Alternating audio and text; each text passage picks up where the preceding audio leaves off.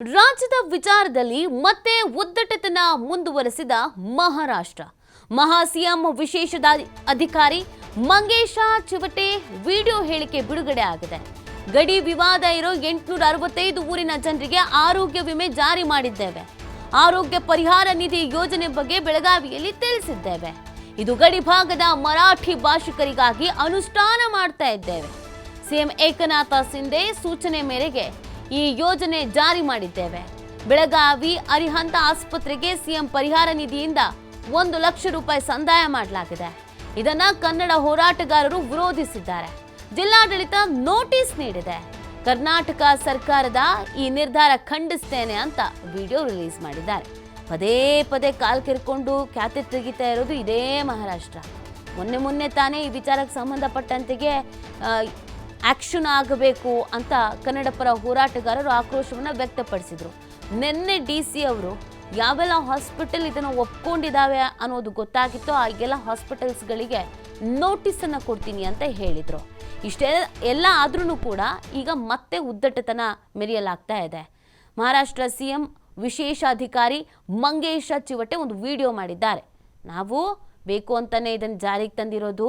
ಈ ಆರೋಗ್ಯ ವಿಮೆಯನ್ನು ಗಡಿ ವಿವಾದ ಇರುವಂಥ 865 ಊರಿನ ಜನರಿಗೆ ನೀಡ್ತಾ ಇದ್ದೇವೆ.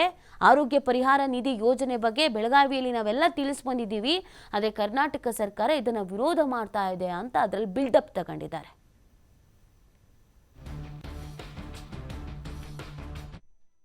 सीमा भागातील उच्चाधिकार समितीचे अध्यक्ष खासदार धैर्यशील माने साहेब आणि मी स्वतः आम्ही बेळगावमध्ये एक संयुक्त पत्रकार परिषद घेतली होती.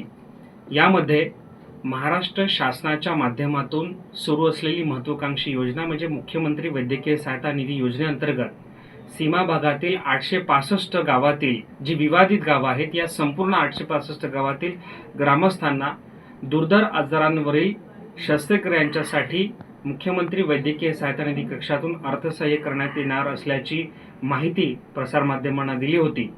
आणि मुख्यमंत्री एकनाथजी शिंदे साहेबांच्या निर्देशानुसार आपण आता ही योजना सीमा भागातील सर्व 865 गावातील ग्रामस्थांच्यासाठी सुरू केली आहे. यामध्ये पहिल्याच दिवशी, नवीन वर्षाच्या पहिल्याच दिवशी आपण एका रुग्णाला, बेळगावमधील अरहिंत हॉस्पिटलमधील एका रुग्णाला 1 लक्ष रुपयांचं अर्थसहाय्य देखील पाठवलं होतं.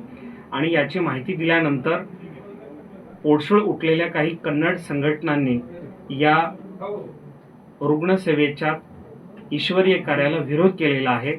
आणि आज अशी माहिती मिळते की बेळगाव प्रशासनानं सीमा भागातील जे आमचे मध्यवर्ती एकीकरण समितीचे जे सगळे महत्त्वाचे नेते, कार्यकर्ते आणि समन्वयक आहेत, जे या वैद्यकीय सेवेमध्ये येणाऱ्या काळामध्ये योगदान देणार आहेत, अशांना देखील कारणे दाखवा नोटिसी पाठवल्या आहेत.